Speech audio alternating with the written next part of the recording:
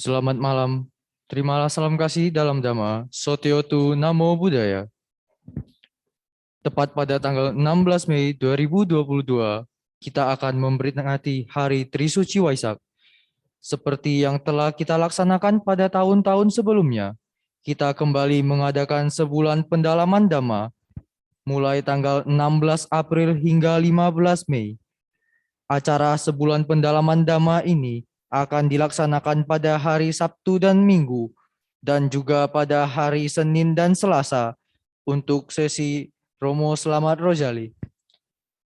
Jadwal selengkapnya bisa dilihat di poster yang tertera pada layar.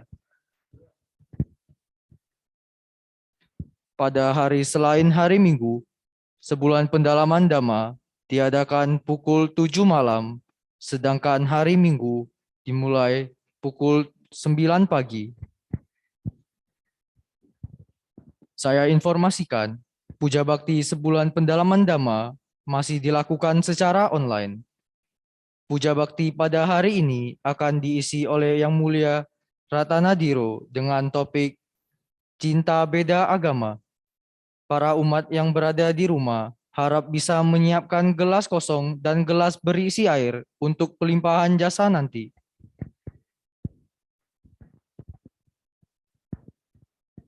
Selanjutnya, pemimpin puja bakti menyalakan lilin dan dupa diiringi lagu Kami Memuja. Di sini kami memuja namamu, Sang Buddha, bersama air dan bunga pelita dan dupa. kami bersujud padamu yang maha suci dan sempurna. Kami berdoa duduk bernamaskara, mohon perlindunganmu. Kami berlindung padamu yang maha suci dan sempurna. Kami memuja duduk bernamaskara, terpujilah namamu, terpujilah Sang Buddha. Nama Karapata dipimpin oleh pemimpin puja bakti. Ya, marilah kita mengawali puja bakti SPD pada malam hari ini dengan bersama-sama membacakan nama Karapata. Arahang Samma Sambuddho Bhagava. Arahang Sama Sambuddho Bhagava. Buddhang Bhagawantang Abhiwademi. Buddhang Bhagawantang Abhiwademi. Swakato Bhagavata Dhammo. Swakato Bhagavata Dhammo. Dhammang namasami. Dhammang namasami.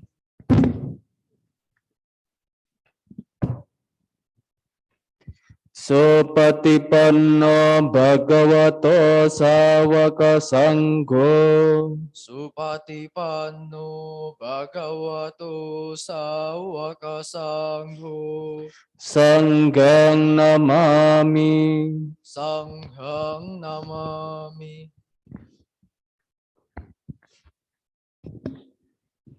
Yamam hako mayang bhagavantang saranang gata yono bhagavasata yasa jamayang bhagavato dhammang rojema imehi sakare hitang bhagavantang sasa dhammang sasawaka sanggang abhibhajayama. Selanjutnya, permohonan 5 sila dipimpin oleh pemimpin puja bakti. Mayang bhante te saranena saha pancasila niya jamma dutiyampi mayang bhante te saranena saha pancasila niya jamma tatiyampi mayang bhante ti saranena saha pancasila niya jamma.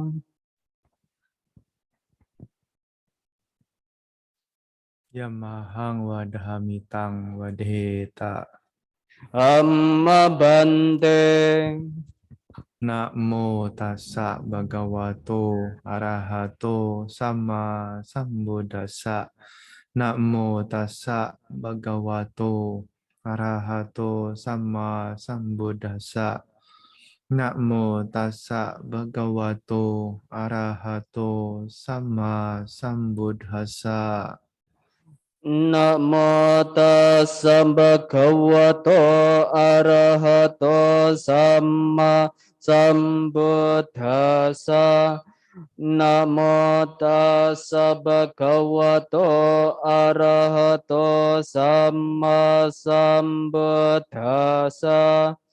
Namo tassa bhagavato arahato sama sambuddhassa. Buddhang saranang gacchami. Buddhang saranang gacchami. Dhammang saranang gacchami. Dhammang saranang gacchami. Sanghang saranang gacchami. Sanghang saranang gacchami. Dutiyampi buddhang saranang gacchami. Dutiyampi buddhang saranang gacchami. Dutiyampi dhammang saranang gacchami. Dutiyampi dhammang saranang gacchami. Dutiyampi sanghang saranang gacchami. Dutiyampi sanghang saranang gacchami. Tatiyampi buddhang saranang gacchami. Tatiyampi buddhang saranang gacchami. Tatiyampi dhammang saranang gacchami. Tatiyampi dhammang saranang gacchami. Tatiyampi sanghang saranang gacchami. Tatiyampi sanghang saranang gacchami. Tisarana gammanang paripunnang. Amma bhante. Anatipata veramani sikkhapadang samadhiyami. Panatipata veramani sikkhapadang samadhiyami. Adina dana veramani sikkhapadang samadhiyami. Adinadhana veramani sikkhapadang samadhiyami. Kamesu miccācara veramani sikkhapadang samadhiyami. Kamesu miccācara Weramani Sikkhapadang Sammadhiyami. Musawada Veramani Sikkhapadang Samadhiyami. Musawada Weramani Sikkhapadang Sammadhiyami. Surameraya Majjapama Dathana Veramani Sikkhapadang Samadhiyami. Surameraya Majjapama Dathana Weramani Sikkhapadang Sammadhiyami. Imani Panca Sikkhapadani Silena Sugating Yanti Silena Bhoga Sampada Silena Nibbuting Yanti Tasma Silang Visodhaye. Amma bante sadhu sadhu sadhu. Selanjutnya, pembacaan parita dipimpin oleh pemimpin puja bakti. Para umat mengikuti secara bersama-sama. Ya, yang memegang parita di rumah bisa membuka halaman 27. Andamayang Buddhanusatina yang karomase Iti piso Bhagawang Arahang Samma Sambuddho Wedacarana Sampano Sugato Lokawidu Anutaro Purisa Dhamma Sarati Sata Dewa Manusanang Buddho Bhagawati. Karena itulah Sang Bagawa, beliau adalah yang maha suci, yang telah mencapai penerangan sempurna, sempurna pengetahuan serta tindak tanduknya, sempurna menempuh jalan ke nibbana, pengetahu segenap alam, pembimbing manusia yang tiada taranya, guru para dewa dan manusia, yang sadar, yang patut dimuliakan. Andamayang Dhammanusatina yang karomase Swakato Bhagawata Dhammo Sanditiko Akaliko Ehipasiko Opanayiko Pacatang Weditabo Winyuhiti. Dhamma telah sempurna dibabarkan oleh Sang Bagawa, terlihat amat jelas, tak bersela waktu, mengundang untuk dibuktikan, patut diarahkan ke dalam batin, dapat dihayati oleh para bijaksana dalam batin masing-masing. Andamayang Sanghanusatina yang karomase Supatipanno Bhagavato Sawaka Sangho Ujjupatipanno Bhagavato Sawaka Sangho Nyayapatipanno Bhagavato Sawaka Sangho Samicipatipanno Bhagavato Sawaka Sangho Yadidang cathari purisa yugani atta purisa pugala Esha Bhagavato Sawaka Sangho Ahuneyo Pahuneyo Dakineyo Anjali Karaniyo Anutarang Podnyaketang Lokasati. Sangga siswa Sang Bagawa telah bertindak baik.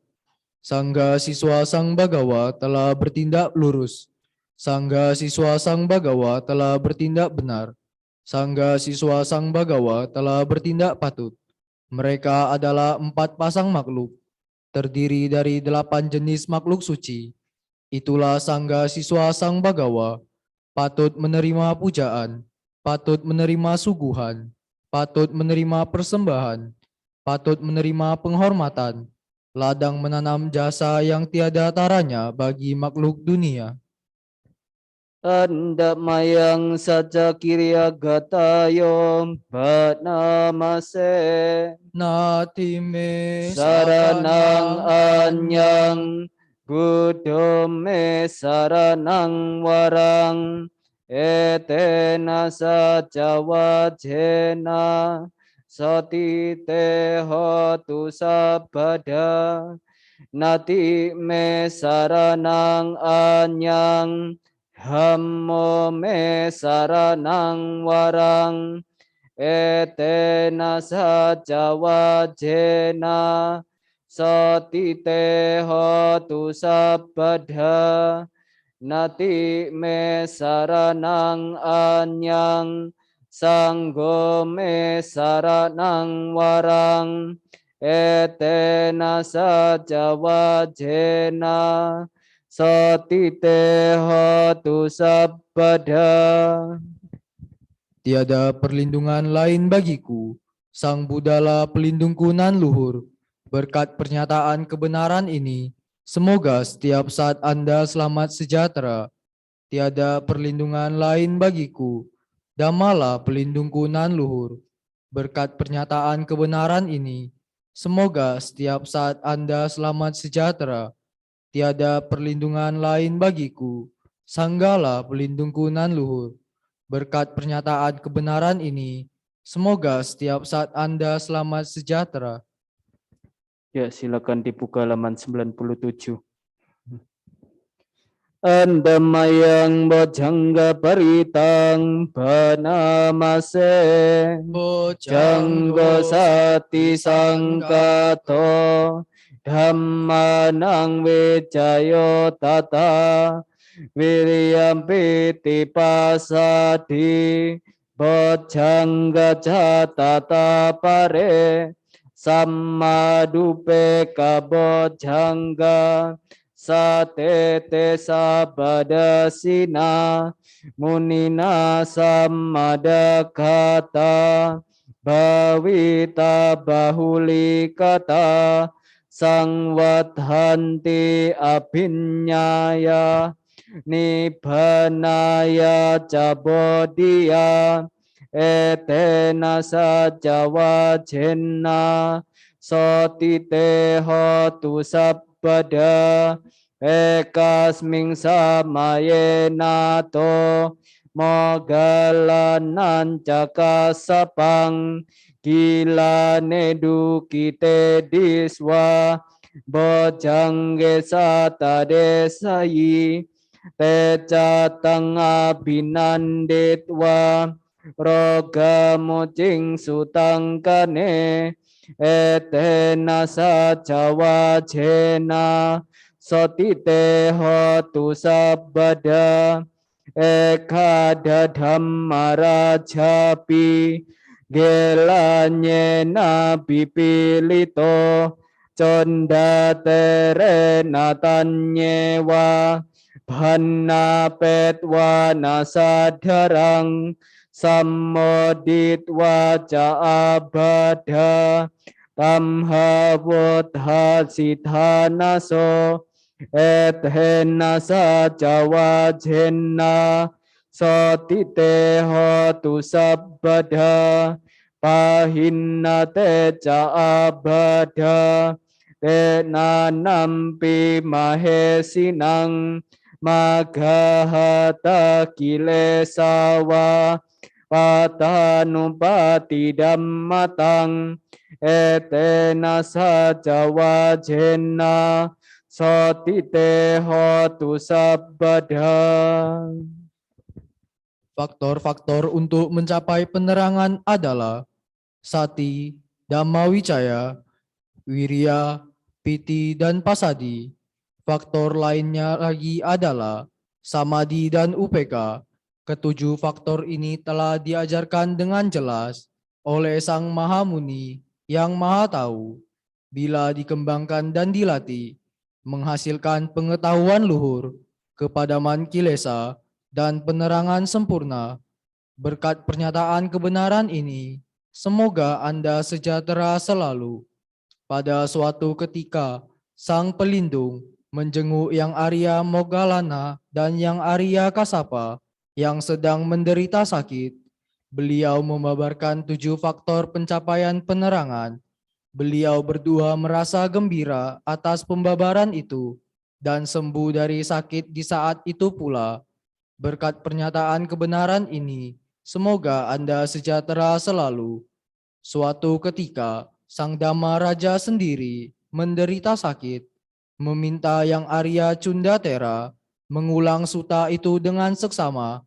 Beliau merasa gembira dan sembuh dari sakit itu. Berkat pernyataan kebenaran ini, semoga Anda sejahtera selalu.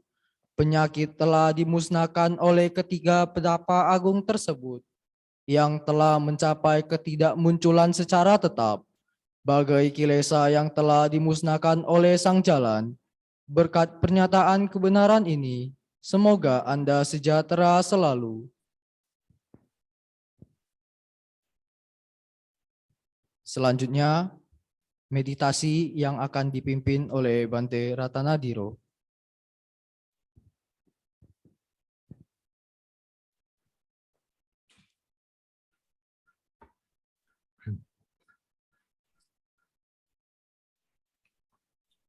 Baiklah,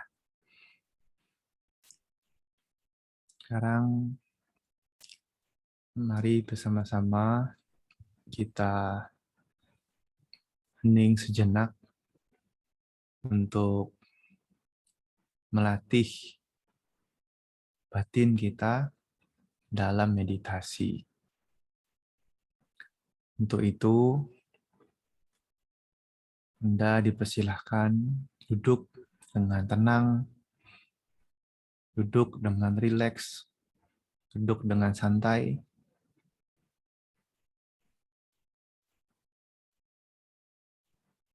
Merasakan kebahagiaan muncul dalam diri kita masing-masing.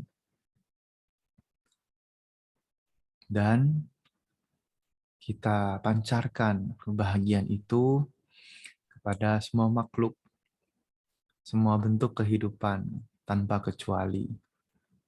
Dengan mengharapkan semoga semua makhluk berbahagia. Semoga semua makhluk bebas dari penderitaannya. Meditasi dimulai.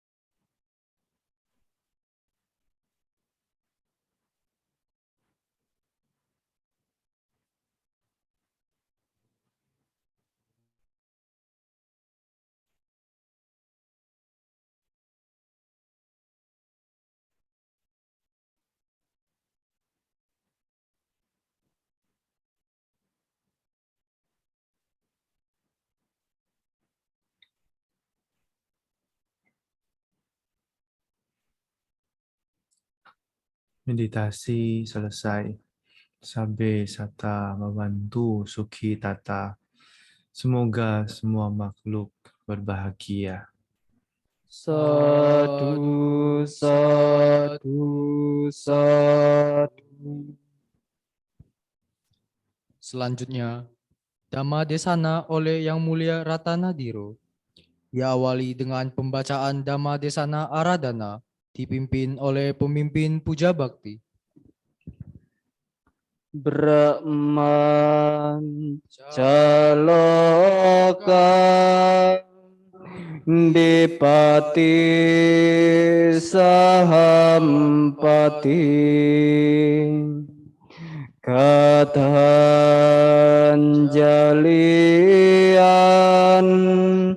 Diwarang ayat jatang Santi dasatam Paraja kajatikam Desetu dhammang anukampimang pajang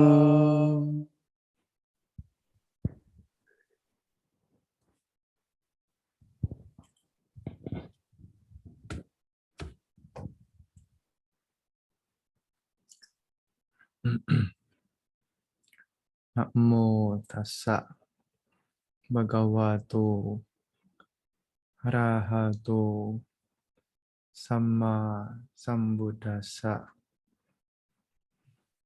Namo tassa bhagavato arahato samma sambuddhassa. Namo tassa bhagavato arahato samma sambuddhassa. Suko Buddha Namupado Sukha Sadhammadesana Sukha Sanghasa Samagi Samaganang Tapo Suko. Kelahiran para Buddha adalah sebab kebahagiaan. Pembabaran Dhamma adalah sebab kebahagiaan. Persatuan Sangha adalah sebab kebahagiaan. Dan usaha perjuangan mereka yang telah bersatu juga adalah sebab kebahagiaan.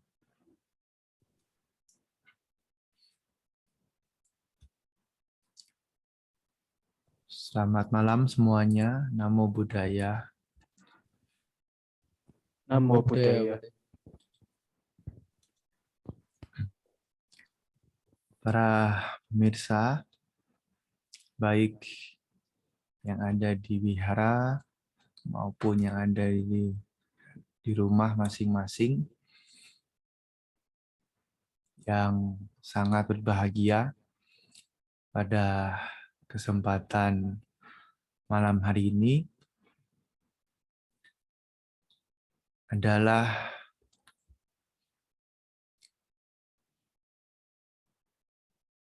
pembuka dari rangkaian sebulan pendalaman Dhamma atau biasa yang kita kenal dengan istilah SPD. Ini adalah kali pertama SPD di Wihara Samagi Wiriya. Dan ini juga merupakan pertama kalinya saya dapat kesempatan untuk menyampaikan pembabaran Dhamma. Meskipun saya sendiri belum pernah datang langsung ke sana, ke Malang ya, Samagi Wiriya. dulu sepertinya sempat diundang, kalau tidak salah 2 tahun lalu. Tapi karena adanya pandemi, ya kita tahu jadinya kan batal semua ya acara-acara yang sudah direncanakan, termasuk SPD ini. Tapi saya ya senang, sekalipun belum pernah datang ke sana, tapi saya merasakan kebahagiaan, ya, khususnya dari umat-umat yang hadir dan juga menyaksikan puja bakti SPD ini, yang mana merupakan satu kebiasaan ya bagi umat Buddha. Kalau menjelang Waisak, ada satu tradisi, yaitu melaksanakan SPD, ya, sebulan pendalaman Dhamma. Dan ini dilakukan di mana-mana, ya, bukan hanya di Samagiriya saja, tapi juga di banyak wihara yang ada di Indonesia. Dan memang ini khususnya hanya ada di Indonesia, ya. Tahu saya di negara lain tidak ada istilah SPD seperti ini. Jadi bisa dikatakan ini adalah ciri khas kebiasaan Buddhis yang ada di Indonesia. Dan kita patut berbangga. Ya, SPD bisa berjalan, ya, meskipun kondisi pandemi, tetapi masih bisa dilaksanakan secara online, daring. Ya, mungkin juga sekarang sudah bisa tatap muka ya di beberapa tempat. Dan itu membuat SPD masih bisa diteruskan, masih bisa dilanjutkan ya, dari tahun ke tahun. Saudara-saudara, para hadirin yang berbahagia dimanapun Anda berada, sesuai dengan tema, ya tadi disebutkan Dhammadesana ya, tapi saya mengharapkan bisa ada diskusi juga nantinya jika memang ada pertanyaan ya dari audiens, dari para pemirsa. Karena sebenarnya ini ya SPD kan tidak terlalu formal ya seperti puja bakti umumnya. Jadi boleh-boleh saja bila mana ada pertanyaan nanti bisa disampaikan. Ya mungkin 1 atau 2 pertanyaan nanti kita bisa diskusi sekalian juga. Ya pada kesempatan yang baik ini ya, temanya adalah cinta beda agama. Nah, bagi para remaja, Anda yang masih muda-muda, wah mungkin merasa ini tema yang cocok ya buat para kaula muda. Ya, mengingat memang di dalam Buddhis, ya kita tahu bahwa umat Buddha di Indonesia itu tidak begitu banyak. Ya, bisa dikatakan sedikit atau minoritas dibandingkan agama-agama lainnya. Nah, jadi kadang-kadang anak-anak muda, khususnya generasi muda Buddhis, itu merasa kesulitan ya untuk mencari pasangan, ya, cari pasangan hidup khususnya yang sama agamanya, yang sama-sama Buddhis. Nah, tetapi di sini sesungguhnya saya ingin membahas lebih luas begitu ya, bukan hanya ya cinta bagi anak-anak muda, ya, dua sejoli, kemudian nanti melanjutkan hubungannya itu ke jenjang pernikahan. Tapi di sini saya ingin membahas lebih luas lagi. Ya, kita bisa nanti membahas itu dari satu sisi, tapi kemudian kita bisa membahasnya secara lebih luas. Karena sebenarnya cinta di sini kan luas ya. Apalagi kalau kita bicara tentang cinta kasih, meta, itu kan luas sekali.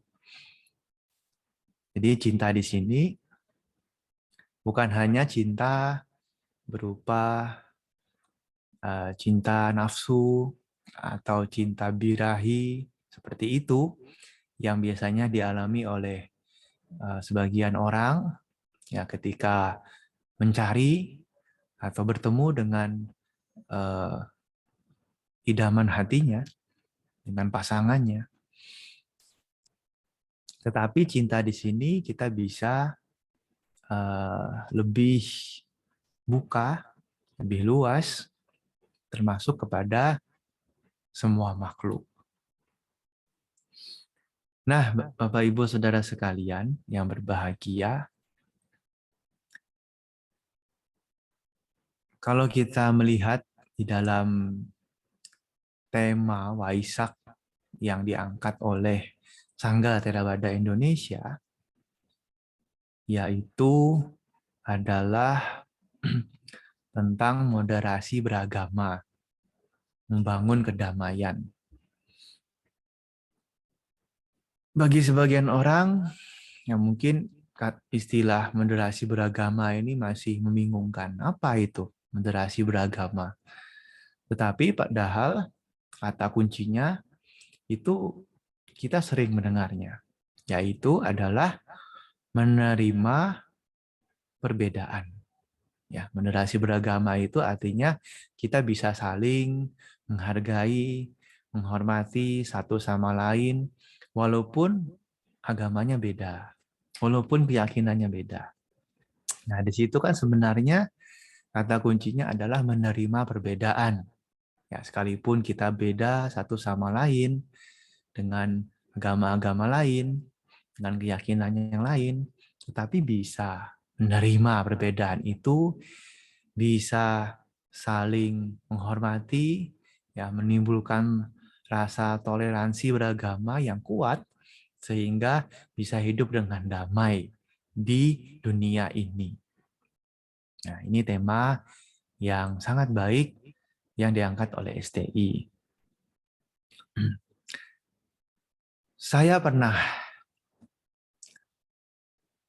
kedatangan salah satu umat dari Malaysia. Kebetulan saya kenal dia dari Pak Baja, ya Pak Baja di Mendut. Di waktu itu kebetulan saya mengajar salah satu pelajaran, jadi bisa ketemu ya para peserta Pak Baja, Amanera Atasilani, banyak gitu. Nah, salah satunya ini ada umat Hamanera itu dari Malaysia, jadi saya bisa kenal. Nah, pada suatu ketika, ya setelah sekian lama ya tidak ketemu, dia datang, ya kita bisa ketemu kembali, dan kemudian saya ajak dia pergi ke rumah salah satu umat yang ada di Jakarta. Nah, kebetulan dia juga kenal dengan umat ini, jadi ya mau itulah ya silaturahmi, mau tegur sapa, mau bertemu, ya berjumpa kembali dengan umat yang ada di Jakarta ini, karena sudah lama juga gitu tidak ketemu. Nah, singkat cerita, saya ajak dia ketemu ke rumah umat ini. Jadi orang Malaysia ini saya ajak ketemu umat Jakarta. Sampai di sana dia kaget. Kagetnya kenapa? Karena umat yang kita ketemui itu adalah umat Buddha. Jadi dia ini Buddhis. Tapi dia punya suami itu bukan Buddhis. Dan dia punya anak-anak itu juga bukan Buddhis. Dan semuanya itu agamanya beda. Satu sama lain. Tidak sama. Memang ada yang sama, tapi kebanyakan beda. Jadi istrinya Buddhis. Suaminya bukan Buddhis. Anak-anaknya itu bukan Buddhis. Dan agamanya itu beda-beda.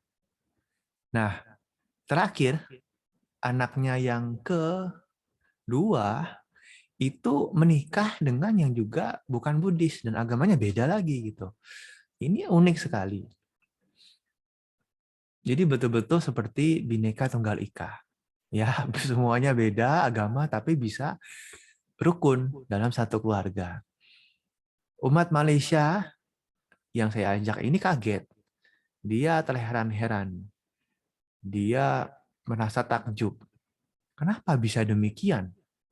Karena kalau di Malaysia itu ya kejadian seperti ini bisa dikatakan mustahil, bisa ada. Ya, mustahil sekali bisa ada kejadian suaminya dengan istrinya beda, anak-anaknya beda, agamanya itu hampir tidak ada kalau di Malaysia. Karena ya pastinya akan kesulitan ya kalau di sana, di Malaysia. Mungkin dalam hal administrasi, dalam hal nanti berhubungan dengan masyarakat mungkin kesulitan. Kira-kira seperti itu. Jadi dia ini bingung, kok bisa ya di Indonesia begini. Nah inilah kehebatan kita, Bhinneka Tunggal Ika itu. Makanya kita sebagai warga negara Indonesia ya patut berbangga dan merasa sangat bersyukur kita bisa tinggal di Indonesia dengan keragamannya, dengan perbedaannya, tetapi kita bisa bersatu. Kita bisa tinggal dengan damai dan bahagia. Nah, ini adalah satu cerita yang ingin saya sampaikan. Dan memang ini terjadi ya banyak di masyarakat kita. Ya, khususnya umat Buddha. Tidak sedikit umat Buddhis yang menikah dengan yang bukan Buddhis. Yang punya pasangan juga bukan Buddhis. Tapi hidupnya rukun. Bisa bertahan. Bisa langgeng. Ya, bisa sampai tua. Bahkan ya tidak ada masalah. Hidupnya bahagia. Hidupnya itu sejahtera. Ada yang begitu banyak. Tapi juga ada yang memang ya mengalami kesulitan. Masalah-masalah muncul ketika hidup dengan pasangan yang beda agamanya. Ya, seperti contoh misalnya masalah ibadah. Nanti kalau mau sembahyang, mau puja bakti, nanti bagaimana? Yang satu ke wihara, satunya ke tempat ibadah lain. Itu nanti bagaimana ya? Komprominya seperti apa? Atau kalau bisa ikut ke wihara ya bagus. Nah, tapi nanti yang jadi masalah lagi adalah kalau sudah punya anak. Itu bagaimana? Anaknya ikut siapa? Ikut mamanya atau ikut papahnya? Nah, ini juga bisa timbul masalah. Kemudian, masalah orang tua itu beda lagi. Ya, orang tuanya setuju atau tidak ini. Nah, kalau orang tuanya setuju, merestui, ya itu oke gitu ya. Ya bisa jalan. Tapi kadang-kadang bukan hanya orang tua kan, kadang ini orang tua punya saudaranya, orang tua punya orang tua lagi, ya kakek neneknya itu, kemudian Ya, saudara-saudaranya kan banyak ya, keponakan-keponakannya, sepupu-sepupunya kadang-kadang ya ada aja gitu ya yang mempersoalkan masalah itu. Jadi keluarga, masing-masing keluarga dari kedua belah pihak. Ini juga bisa timbul masalah. Kalau tidak, hati-hati. Kemudian, masalah yang selanjutnya adalah nanti ketika misalnya salah satu itu meninggal, nah bagaimana ini? Mau disembayangin pakai cara apa? Pakai cara Buddhis atau pakai cara yang lain? Nah, ini juga kadang-kadang membingungkan. Ya banyak saya mendapatkan undangan gitu ya, baca parita. Biasanya orang tuanya itu Buddhis, yang meninggal ini Buddhis. Anak-anaknya itu bukan Buddhis. Banyak yang begitu. Ya, nggak tahu ya kalau di sana bagaimana. Tapi kalau di kota-kota besar itu ya cukup banyak yang demikian. Orang tuanya Buddhis, meninggal, anak-anaknya bukan Buddhis. Mereka bingung.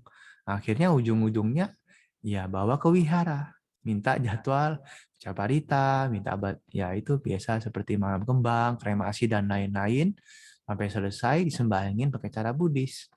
Sekalipun anaknya itu bukan Buddhis.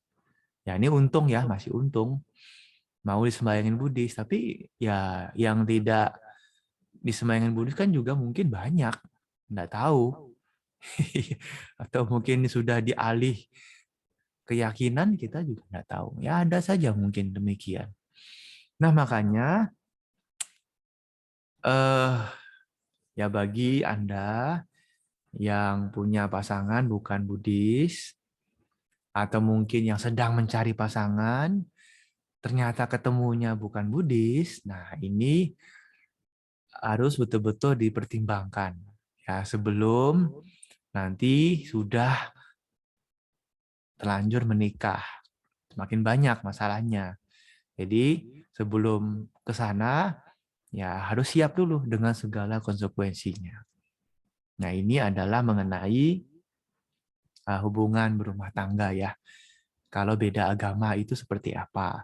Karena kita memang di Indonesia ini ya agak-agak sensitif ya kalau masalah agama.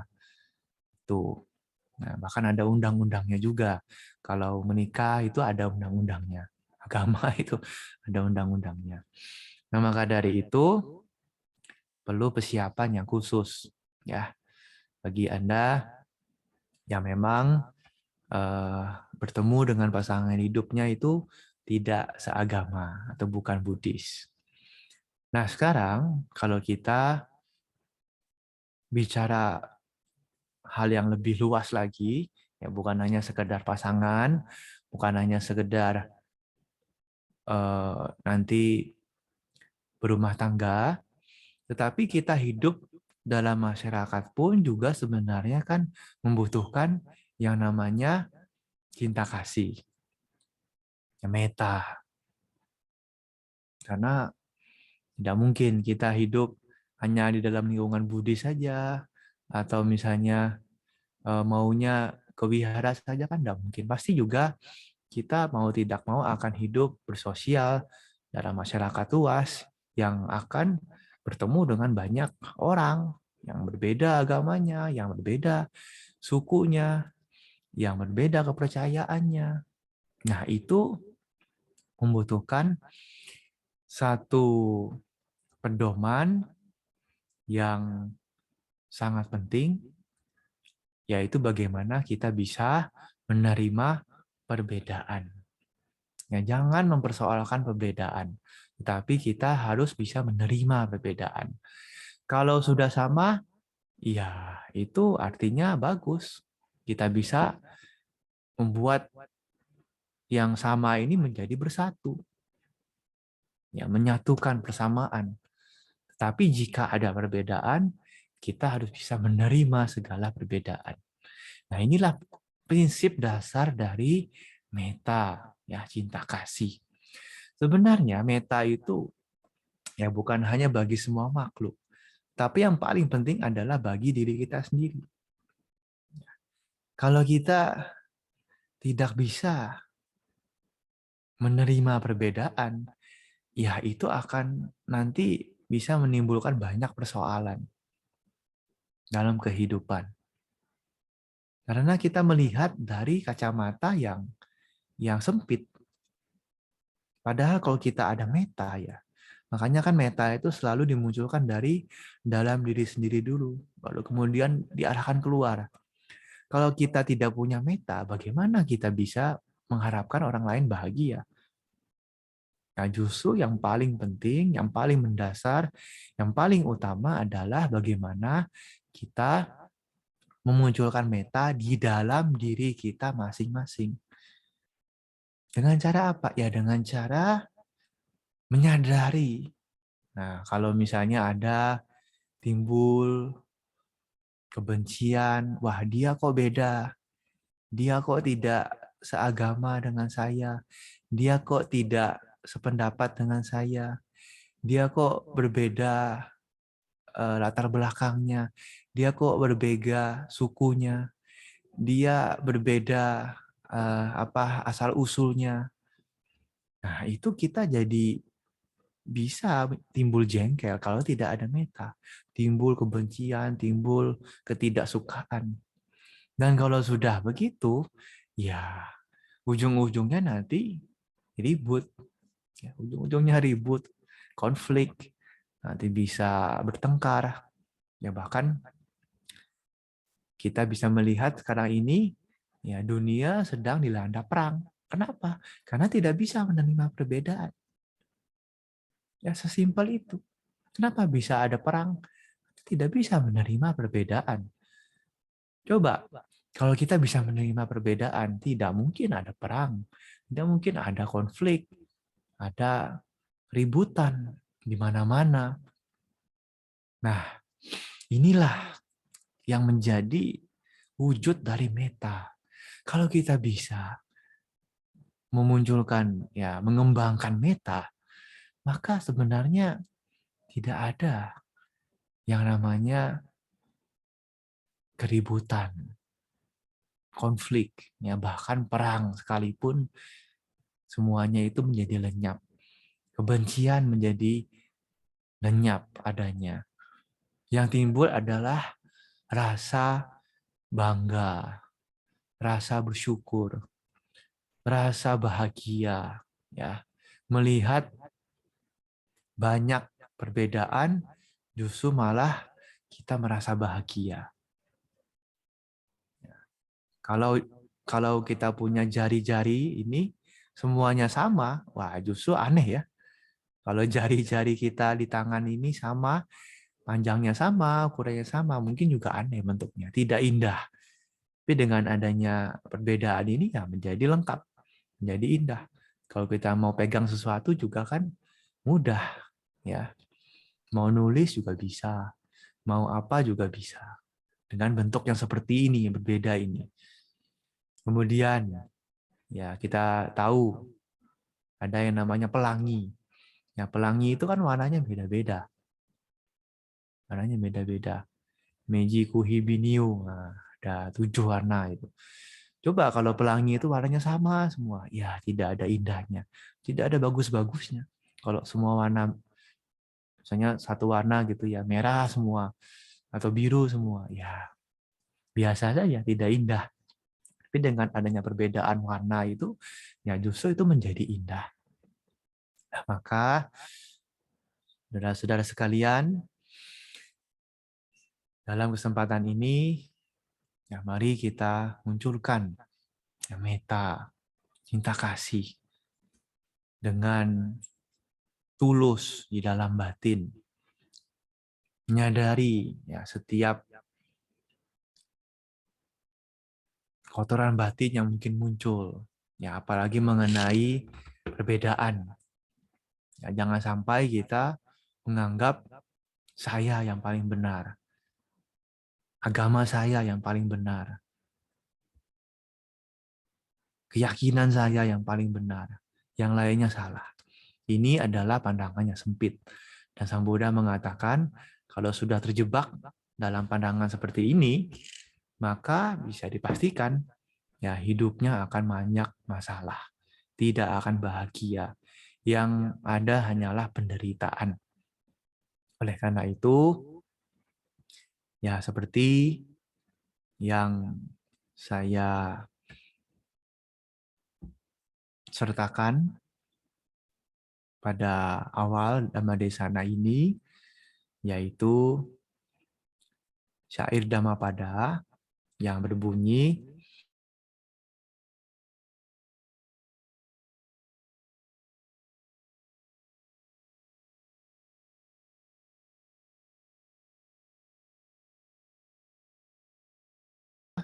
adalah sebab kebahagiaan.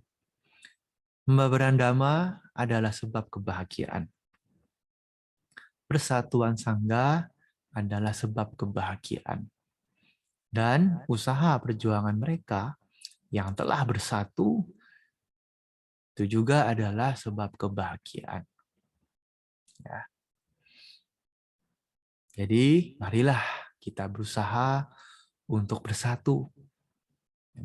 Bukan hanya bersatu sebagai umat Buddha, tetapi juga bersatulah sebagai umat manusia ya, di dunia ini.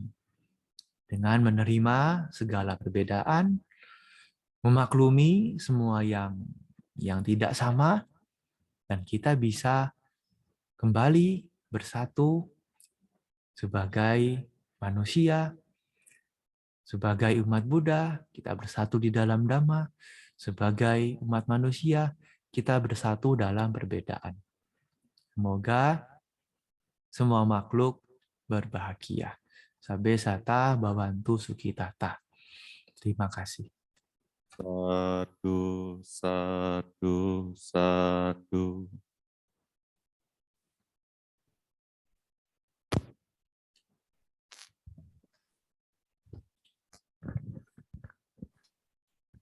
Baik, Anumodana kami ucapkan kepada Yang Mulia Ratanadiro atas Dhammadesana yang telah disampaikan. Semoga menambah semangat kami dalam mempraktikkan Dhamma.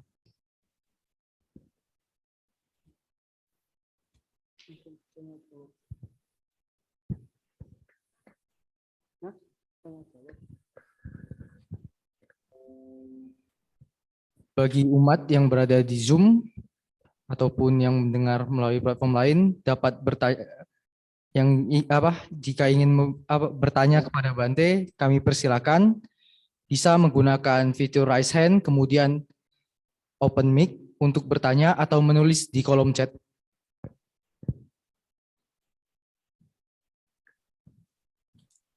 Ya, silakan kepada Ibu Rita, sudah resen, langsung saja mengajukan pertanyaannya. Selamat malam Bante, Namo Buddhaya. Namo Buddhaya. Bante, saya seperti umat Bante yang di Jakarta itu Bante. Jadi dalam satu rumah berbagai macam agama. Jadi saya sendiri Buddhis, suami beragama lain, anak-anak ada yang ikut, suami ada yang beragama lain juga Bante. Jadi campur sari Bante. Ya. Cuma sebenarnya nggak pernah ada masalah, saya sudah 30 tahun lebih ya Bante. Cuma karena saya mengerti kama, hukum kama, jadi kadang-kadang kalau dari agama-agama lain kan nggak ada ya Bante. Jadi saya itu mengerti sekali karena setiap perbuatan yang halus, yang terkecil apapun kan bagi kita ada kamanya ya Bante. Nah itu aja yang kadang-kadang ngeri gitu Bante. Itu yang jadi yang lain-lain nggak ada masalah. Cuman diri saya sendiri aja kalau lihat, aduh ini pasti ada kamanya kan gitu. Tapi kan mau mengutarakan itu gimana ya? Jadi disimpan sendiri aja gitu Bante. Itu aja Bante. Terima kasih. Iya. Terima kasih ya Bu Rita atas pertanyaannya dan juga atas undangannya dalam SPD ini. Ya memang ya kalau kita bicara tentang karma itu kan mau tidak mau juga harus bicara tentang jodoh. Nah, konon katanya jodoh itu ada yang menentukan. Jodoh itu sudah ada yang menentukan. Apakah dalam Buddhis ada jodoh seperti itu? Ya, sebenarnya ada juga. Jodoh karma. Nah, jodoh karma.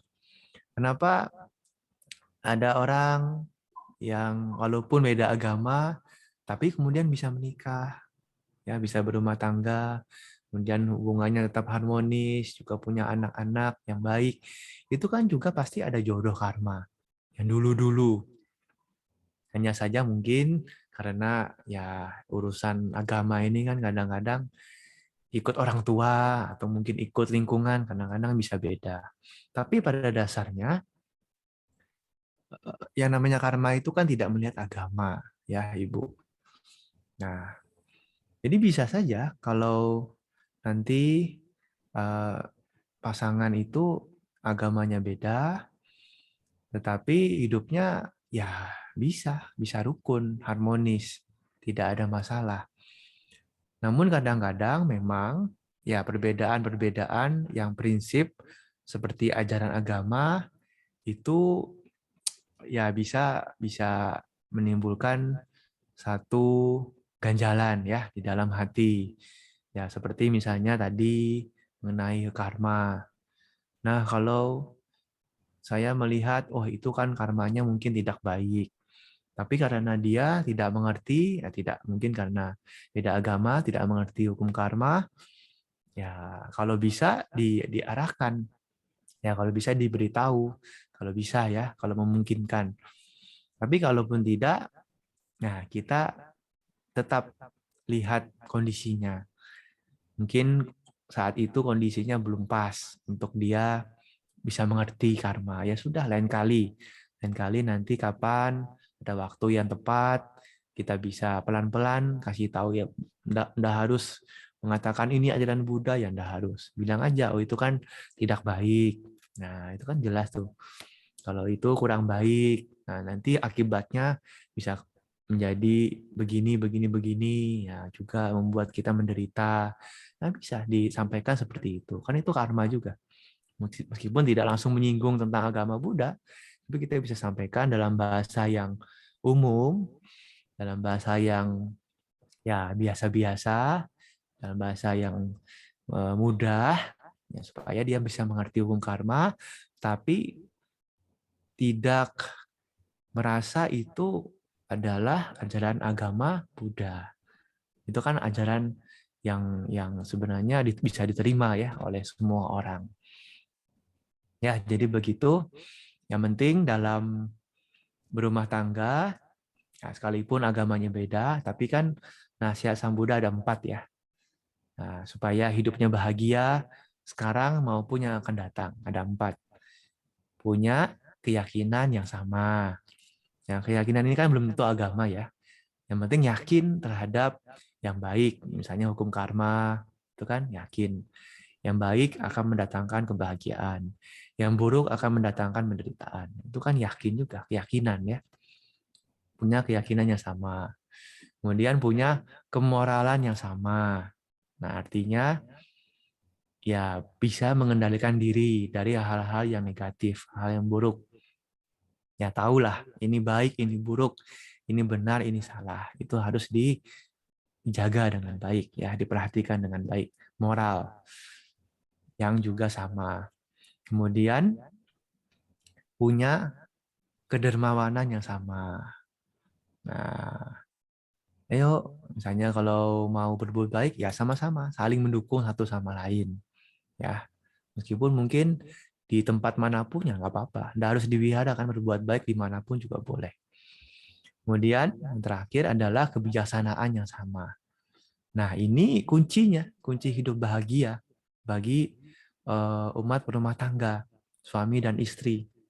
Dan Sang Buddha katakan, kalau 4 hal ini dijaga dengan baik, dikembangkan dengan baik, maka hidupnya itu akan wah bahagia sekali sebagai pasangan. Dan bukan hanya sekarang ya, tapi juga yang akan datang. Nanti bisa ketemu lagi. Ya. Seperti ceritanya Sang Buddha. Ya, dulunya kan sebelum menjadi Buddha itu pangeran Siddhartha. menikah dengannya saudara, putri ya saudara. Itu ya bisa dikatakan jodoh juga kan. Sekali ketemu langsung, wah langsung cinta, langsung jatuh cinta. Padahal itu kalau ditelusuri, wah itu sudah dalam banyak kehidupan sudah menjadi suami istri terus demikian. Jadi pasangan. Kenapa? Karena punya 4 hal ini. Sama terus, dikembangkan dengan baik. Makanya ketika bertemu itu, wah langsung suka, langsung cinta, langsung menikah. Nah begitu. Jadi ya, dan ini kan tidak melihat agama ya. Kadang-kadang agama itu kan kalau di Indonesia hanya ya masalah hukumnya saja ya, hukum negara. Itu saja sih yang memberatkan kadang-kadang. Tapi mengenai kehidupan, nah itu kan sebenarnya bisa dijalani dengan baik. Terlepas dari agama apapun, sebenarnya kalau kita mengerti tentang kebenaran, tentang kebaikan dalam kehidupan, maka semuanya itu bisa dijalani dengan sebaik mungkin. Ya, kira-kira seperti itu jawaban saya. Terima kasih. Ya, Berita. Mudana. Terima kasih, Bante. Terima kasih. Ya, baik. Ini ada pertanyaan selanjutnya, Bante, dari kolom chat. Saya bacakan ya. Selamat malam, Bante. Mau tanya bagaimana pendapat Bante kalau umat Buddha mengalah, dalam tanda kutip mengalah, berganti agama supaya dia bisa menikah dengan calonnya. Apakah tidak khawatir umat Buddha semakin sedikit? Terima kasih. Iya. Tanyanya bagus sekali ya. Tadi sama Cito. Memang kalau kita perhatikan di dalam masyarakat, itu biasanya ada salah satu pihak yang mengalah. Ya, misalnya kalau sudah menikah begitu ya, kadang-kadang ada yang mengalah kan. Biasanya kalau saya perhatikan itu yang lebih banyak mengalah itu istrinya. Lebih banyak ikut ke suaminya, agama suaminya. Dan ini juga menjadi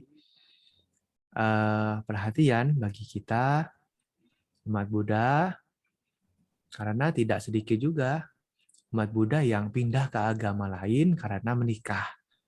Ya, memang ada beberapa kasus seperti itu. Karena menikah, akhirnya agamanya ya akhirnya mengalah tadi.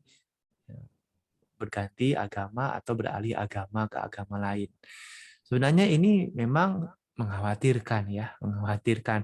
Kalau kita lihat dari segi jumlah, dari segi kuantitas, dari segi ukuran banyaknya umat Buddha, jumlahnya itu memang mengkhawatirkan. Karena kalau umat Buddha semakin sedikit, wah ini lama-lama juga bagaimana ya? Perkembangan agama Buddha kan juga ditunjang dari umat Buddha. Tetapi yang membuat saya itu lebih khawatir adalah ya apakah umat Buddha yang ada sekarang ini itu betul-betul mengerti Dhamma. Ini lebih mengkhawatirkan karena bisa saja ya umat yang bukan Buddhis itu dia bisa lebih mengerti Dhamma dibandingkan yang Buddhis sendiri. Nah, bisa begitu kan? Meskipun dia bukan Buddhis, tapi mungkin dia belajar sendiri pelan-pelan, baca buku, kemudian ikut meditasi. Kadang-kadang dia itu mengerti Dhamma lebih mendalam loh dibandingkan yang bukan Buddhis. Itu kan juga ada ya yang seperti itu. Jadi dia memang KTP-nya bukan Buddhis, tapi dia mengerti Dhamma. Ya kadang-kadang malah lebih mengerti dibandingkan yang Buddhis sendiri. Nah, jadi ya di sini sebenarnya kan sama ya, berimbang. Kalau kita bandingkan yang pindah dengan yang mengalah itu dengan yang sebenarnya masuk ke agama Buddha seolah-olah masuk tapi ya statusnya mungkin bukan Buddhis tapi dia udah Buddhis sebenarnya ya. Kalau kita sebut Buddhis dari segi dhammanya dia sudah Buddhis. Jadi sebenarnya cukup berimbang gitu. Nah, tidak perlu khawatir. Yang perlu dikhawatirkan adalah bagaimana umat Buddha yang ada sekarang ini itu mengerti Dhamma. Ya, paling tidak itulah, mengerti Dhamma. Dengan mengerti Dhamma, pelan-pelan dia bisa praktek Dhamma. Ya. Dengan menjalankan sila, kemudian praktek dana, dan juga bawana, ya, meditasi, pengembangan batin, itu adalah cara umat Buddha untuk menegaskan bahwa dirinya itu betul-betul Buddhis. Nah, selama ada orang yang praktek Dhamma, sekalipun dia itu bukan Buddhis, ya saya yakin agama Buddha masih bisa bertahan. Ya, Dhamma itu masih bisa bertahan. Makanya, seperti dalam Dhammapada tadi ya, ada Sang Buddha, ada Dhamma, ada Sangha yang bersatu, itu adalah sebab kebahagiaan. Dan mudah-mudahan dengan adanya Tiratana ini, Buddha, Dhamma, Sangha, itu bisa membawa banyak manfaat, ya, kebahagiaan bagi semuanya. Termasuk khususnya adalah kepada umat Buddha. Nah, yang sudah Buddhis ini menjadi semakin mengerti lagi, semakin memahami Dhamma, kemudian terdorong untuk mempraktekkan Dhamma itu dalam kehidupan sehari-hari. Ya, semoga bisa menjawab ya. Terima kasih. Ya, baik. Terima kasih atas penjelasan yang diberikan oleh Bante. Kita lanjut ke pertanyaan berikutnya dari Ibu Maya dari kolom chat. Saya bantu bacakan ya. Selamat malam Bante, mau tanya, bagaimana sebaiknya sikap orang tua ketika ada anaknya yang pacaran beda agama? Terima kasih. Terima kasih, Maya. Nah, ini dulu pernah mengundang saya juga, Maya. Cuman karmanya kurang mendukung, nah. Ada COVID. Jadi belum sempat ke sana. Ya, mudah-mudahan nanti ya bisa ada kesempatan baik. Bagaimana sikapnya orang tua ketika anaknya itu pacaran beda agama? Nah, sikapnya adalah, ya kalau menurut Dhamma, seperti tadi kan, harus punya metta, cinta kasih. Melihat anaknya itu ya bahagia. Mungkin dengan dia pacaran dengan orang yang tidak seagama, ya, yang bukan Buddhis, tapi kalau misalnya orang itu bisa mengajarkan atau membawa, ya, mendorong ke arah yang lebih baik, ya kenapa tidak? Kenapa tidak? Tapi kalau calonnya ini ternyata malah membawa ke arah yang negatif, yang menjerumuskan ke hal-hal yang tidak baik, nah itu orang tua harus bertindak di sini. Jadi kalau menurut saya ya, ya memang agama itu penting. Agama itu penting ya. Kalau bisa Buddhis ya lebih baik memang. Tapi lihat dulu, ya misalnya dia bukan Buddhis, lihat dulu ini calonnya ini baik atau tidak, itu dulu dilihat. Nah, kan bisa diperhatikan. Kalau bisa dicari tahu ya, diselidiki dulu bagaimana ini karakternya, sifatnya, ya pembawaannya itu lebih baik atau tidak. Jadi kalau misalnya setelah pacaran nanti kan bisa dilihat perubahannya kan, biasa kan berubah ya. Kalau setelah pacaran itu berubah ke arah yang lebih baik, nah ya ini calonnya lumayan lah ya, lumayan. Tapi kalau malah setelah pacaran itu ke arah yang negatif, ya malah jadinya awalnya itu dia rajin, tiba-tiba jadi malas, awalnya sering ke wihara, tiba-tiba pacaran, setelah pacaran malah jarang ke wihara, apalagi meditasi, apalagi baca parita, apalagi puja bakti gitu ya. Nah ini kan patut dipertanyakan. Jadi dalam konteks ini memang banyak hal, banyak faktor yang harus dipertimbangkan, yang bukan hanya agama saja, tapi juga bagaimana nanti hubungan ini membawa kepada kebahagiaan. Kalau memang setelah dijalani anaknya itu ternyata lebih lebih semangat, lebih bahagia, lebih happy, ya orang tua juga mungkin bisa mempertimbangkan. Sekalipun mungkin bukan agama Buddha, bukan Buddhis. Dan kalau bisa ya kita tarik aja ya ke Buddhis ya. Nah, nggak apa-apa ya kan. Kenapa kita harus mengalah terus? Kadang-kadang kita juga boleh kok ya. Calonnya bukan Buddhis, kita kalau bisa ajak ke wihara gitu. Lama-lama dia jadi Buddhis kan bagus. Nah, gitu ya. Jadi dalam hal ini sikap orang tua ya harus ada meta, cinta kasih dan juga harus ada kebijaksanaan banyak. Ya mudah-mudahan bisa membantu. Nah, dan menemukan pasangan yang tepat. Ya, terima kasih.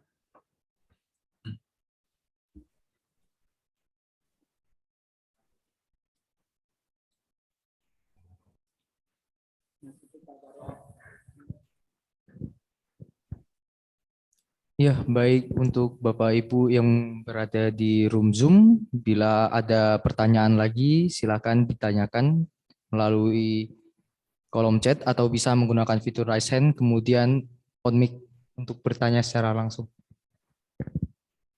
Ya, ada yang raise hand, Ibu Christine.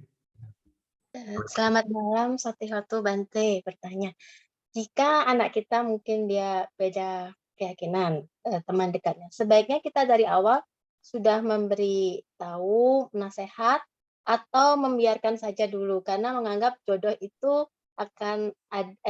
jodoh itu sudah ada yang mengatur. Gitu Bante. Terima kasih. Ya, terima kasih Bu Christine dari Bali. Ya, Lama ya juga tidak ketemu. iya. Ya, ini agak mirip ya dengan yang pertanyaan sebelumnya. Jadi kalau misalnya orang tua anaknya itu punya teman dekat ya, atau bisa dikatakan pacar begitu ya, calon pacar yang bukan Buddhis. Nah, lalu bagaimana sebaiknya? Ya, tadi kita Anda sebagai orang tua ya lihat dulu. Lihat dulu ini temannya ini baik atau tidak. Sebenarnya tidak masalah ya, anak-anak berteman dengan siapa saja kan boleh. Yang bukan Buddhis pun juga boleh. Yang harus kita perhatikan adalah pengaruh apa yang bisa dibawa kepada anak-anak itu dari mereka, dari teman-temannya itu. Kalau yang banyak adalah pengaruh yang baik, ya tidak ada masalah kan, bagus. Jadi anak-anak kita menjadi baik karena teman-temannya mungkin rajin ya, disiplin, kemudian juga dia bisa support, kasih semangat satu sama lain, dia bisa ajak ikut acara-acara yang bermanfaat di kampusnya atau di mana gitu ya, itu kan bagus juga. Tapi kalau teman-temannya ini nakal, yang suka ribut, suka cari masalah, nah ini harus kita batasi pergaulannya. Makanya penting juga adanya komunikasi ya antara orang tua dengan anak-anak. Jangan sampai anak-anak itu terlalu dibebaskan.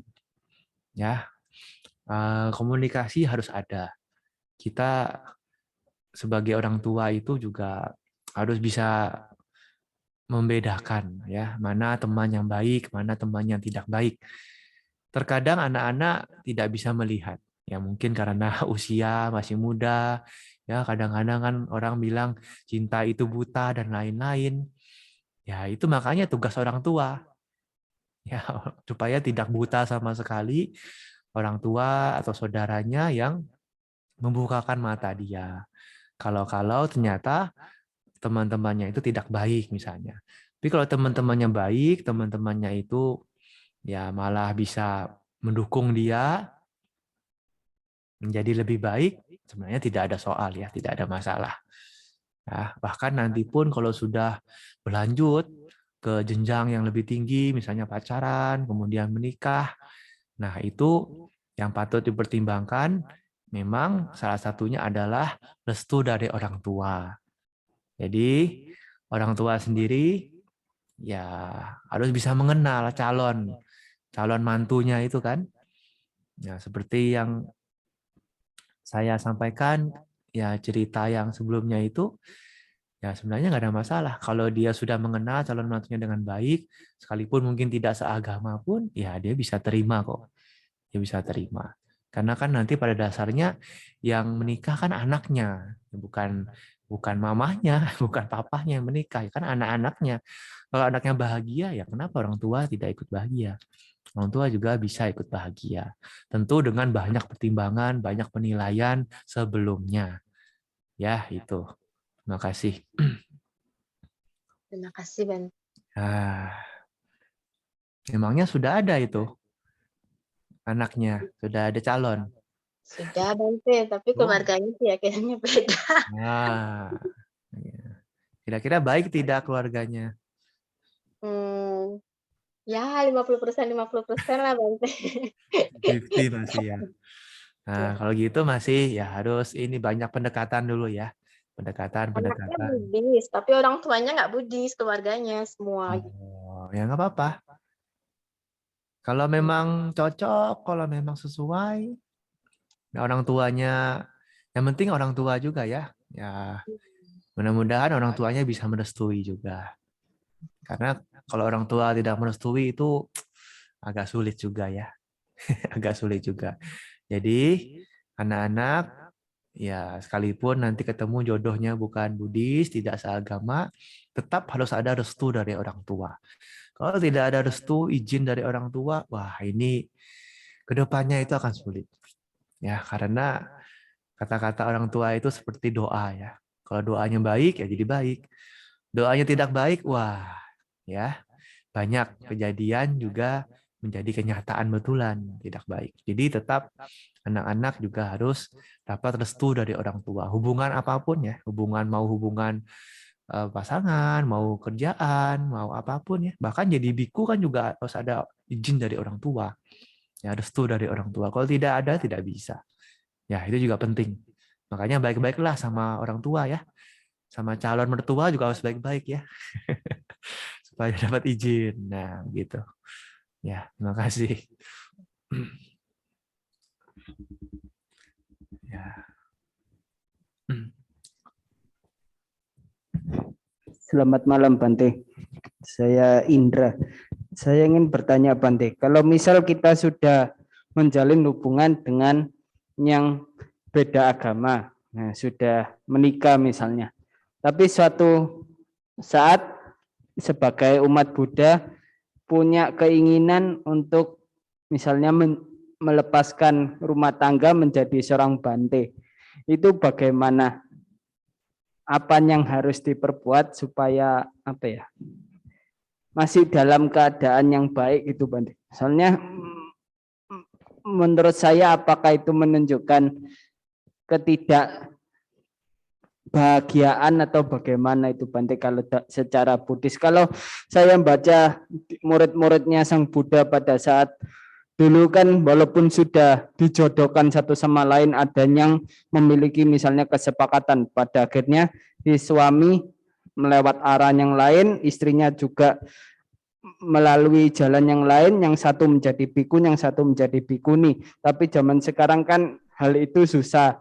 Nah, kalau suatu ketika ada pasangan yang ingin menjadi seorang biku, apa yang harus diperbuat begitu, Bante?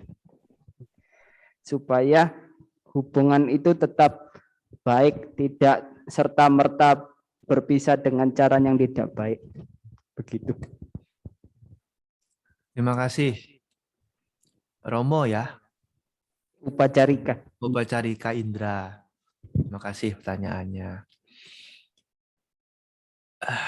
Ya, kalau bagi Anda yang sudah menikah, kemudian ingin menjadi biku, ya tentu yang harus dimiliki adalah izin dari pasangannya, bukan izin orang tua lagi, karena Anda sudah menikah.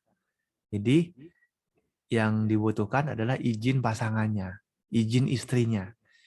Istrinya mengizinkan tidak. Nah, itu satu ya.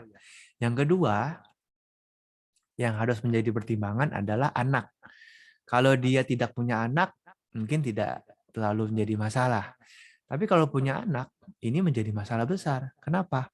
Karena sebagai orang tua, punya kewajiban untuk menafkahi anaknya. Jadi apalagi kalau anaknya masih kecil, ya itu sebaiknya harus dipikirkan lagi lah matang-matang. Karena kalau sudah punya istri, punya anak, itu kan juga harus izin anaknya. Anaknya kasih tidak. Nah, saya punya ini punya sesama biku, jadi teman satu angkatan saya, sama-sama biku dulu. Jadi biku pun juga sama-sama ditabis sama, mungkin kenal lah ya. Kalau orang Jawa Timur mungkin kenal. Nah, jadi Bantenya ini dia dulu pernah menikah. Dulu ya, waktu jadi umat pernah menikah. Kemudian dia sepertinya ya sudah pisah gitu ya dengan istrinya. Tapi masih ada anaknya kan, anaknya masih ada. Nah, akhirnya dia menunggu anaknya itu sampai kuliah, sudah kuliah gitu ya, sudah bisa mandiri, sudah punya penghasilan sendiri. Nah, baru dia memutuskan untuk jadi biku pada usia yang cukup lanjut juga sih, ya 50-an ke atas gitu ya. Nah, baru dia jadi biku. Jadi pertimbangan anaknya juga. Sekalipun sudah pisah dengan istrinya, tapi kan masih ada anak. Nah, anak ini kan nggak bisa ditinggalkan begitu saja. Jadi tetap harus disantuni dulu anaknya, diberikan pendidikan yang cukup sampai dia bisa mandiri, bisa punya penghasilan sendiri. Baru nanti kalau anaknya sudah setuju, ya papanya dipangsen, ya sudah bolehlah jadi biku. Nah, jadi izin istri, izin anak. Itu yang penting. Nah, masalah kalau bedanya, kalau agamanya beda bagaimana? Kalau pasangannya beda agama, ini menjadi masalah baru. Karena kalau sama Buddhis kan gampang ya jelasinnya, oh menjadi biku, pasti kan sudah mengerti. Tetapi kalau bukan Buddhis, kadang-kadang kan susah ya menjelaskannya. Bagaimana ini? Ya, mungkin juga susah melepasnya. Gitu. Makanya perlu sekali adanya pendekatan terlebih dahulu. Ya, mungkin dengan memberitahu pasangannya itu bahwa saya ingin menjadi biku itu adalah ingin menjadi orang yang baik, ingin menjadi orang yang berguna, bermanfaat bagi banyak makhluk. Nah, itu kan membuat kebahagiaan bagi dia juga. Nah, jadi membuat kebahagiaan bagi semua makhluk artinya ya dia juga ikut bahagia, pasangannya juga bisa ikut bahagia. Nah, dengan diberikan pengertian seperti itu pelan-pelan ya, mudah-mudahan dia bisa mengerti dan bisa menerima dan bisa melepas lah pada akhirnya. Tapi dengan catatan tadi ya, kalau ada anak ya harus diurus dulu sampai selesai. Sampai selesai ya mungkin sudah kuliah, sudah bisa kerja sendiri, sudah bisa usaha sendiri ya baru. Nah, itu bisa dilepas lah begitu ya istilahnya. Jadi tapi kalau belum ya jangan dulu ya, harus ada pertimbangan. Nah, misalnya istrinya kalau tidak izinkan ya juga jangan. Jadi kalau belum dikasih restu, belum dikasih izin sama pasangannya ya juga sebaiknya jangan dulu. Tunggu waktu yang tepat. Nah, kalau hari ini mungkin belum bisa ya nggak apa-apa. Nanti tunggu, misalnya tahun depan atau kapan begitu ya. Mudah-mudahan dengan dia bisa mengerti sedikit demi sedikit, nah bisa melepas, ya sudah. Kalau sudah dapat izin ya bisa menjadi biku. Jadi penuh pertimbangan ya, penuh pertimbangan, penuh kebijaksanaan dari sisi pasangan hidup, dari sisi anak ya kalau ada, dan dari sisi ya keluarga juga, keluarga besar. Mudah-mudahan kalau semuanya sudah mendukung, ya silahkan ya menjadi biku, Sangga akan menerima dengan senang hati. Gitu ya, terima kasih. Terima kasih Bante.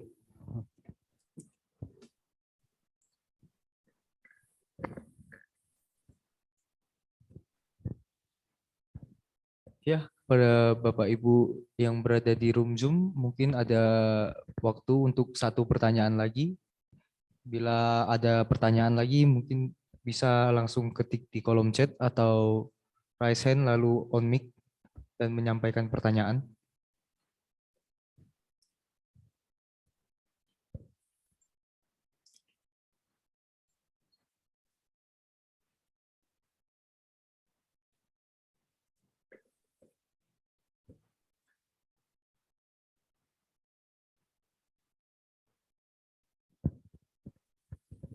Ya, baik. Karena sudah tidak ada pertanyaan lagi, maka diskusi pada malam ini kita akhiri karena ada keterbatasan waktu.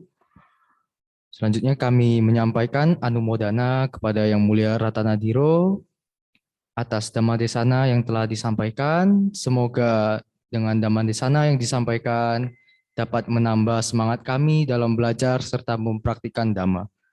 Satu. Selanjutnya pengumuman untuk besok hari Minggu tanggal 17 April 2022. Puja Bakti sebulan pendalaman Dhamma akan diisi oleh Yang Mulia Ciradamo Tera dengan topik Dhamma Pelindungku.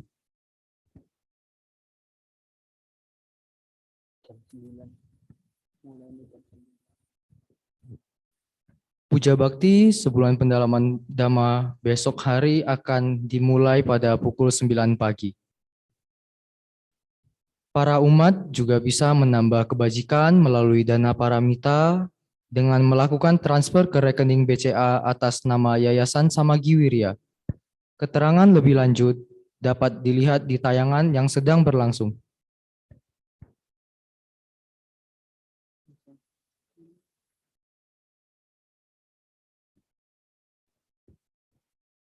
Selanjutnya, pelimpahan jasa yang diwakili oleh MC dan pemimpin Puja Bakti dipimpin langsung oleh Bante.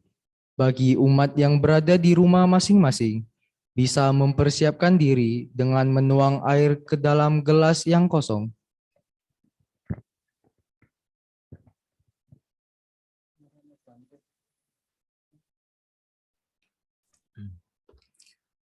Iya.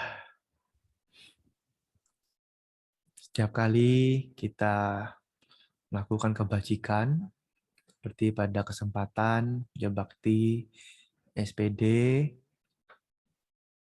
yang sudah kita laksanakan dengan sangat baik ini, menimbun banyak kebajikan. Sekarang tiba saatnya kita bisa mengingat dan mengenang para mendiang, keluarga, famili, dan leluhur yang telah tiada. Semoga dengan pelimpahan jasa ini, mereka dapat mengetahui dan ikut berbahagia. Bagi Anda, mau yang tuang air maupun yang tidak, bisa merenungkan dalam batin masing-masing. Semoga jasa-jasa kebajikan ini dapat melimpah kepada keluarga yang telah meninggal. Semoga mereka berbahagia. Dan semua makhluk juga ikut berbahagia.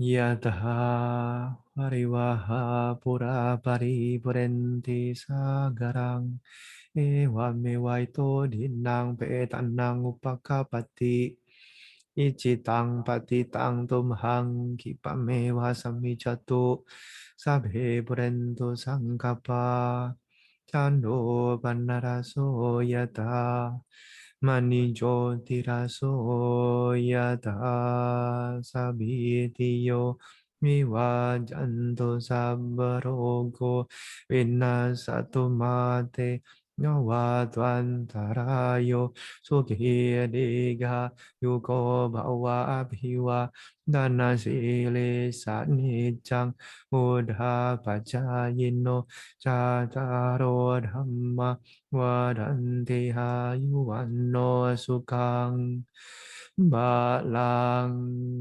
Bawatu Sabba Manggalang Rakantu Sabba Dewata Sabba Buddha Nubhavena Sadaswati Bhavandute Bhavatu Sabba Manggalang Rakantu Sabba Dewata Sabba Dhamma Nubhavena Sadaswati Bhavandute Bhavatu sabba manggalang rakantu sabba dewata sabba sanghanu bhavena sadasoti bhavantu te.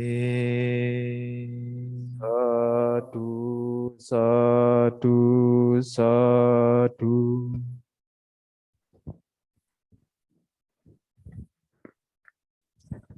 Selanjutnya, penghormatan kepada Bante. Pemimpin puja bakti akan mengucapkan kata okasa. Para umat melanjutkan dengan mengucap Wandami Bante, lalu bernamaskara sebanyak 3 kali. Okasa Wandami Bante. Semoga semuanya sehat, sejahtera, dan bahagia. Sadu, sadu, sadu. Anumodana Bante.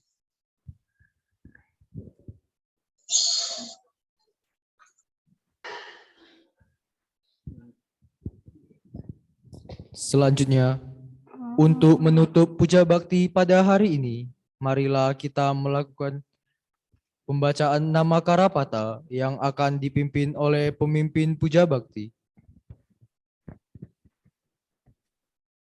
Arahang Sama Sambuddho Bhagava. Arahang Sama Sambuddho Bhagava. Buddhang Bhagawantang Abhiwademi. Buddhang Bhagawantang Abhiwademi.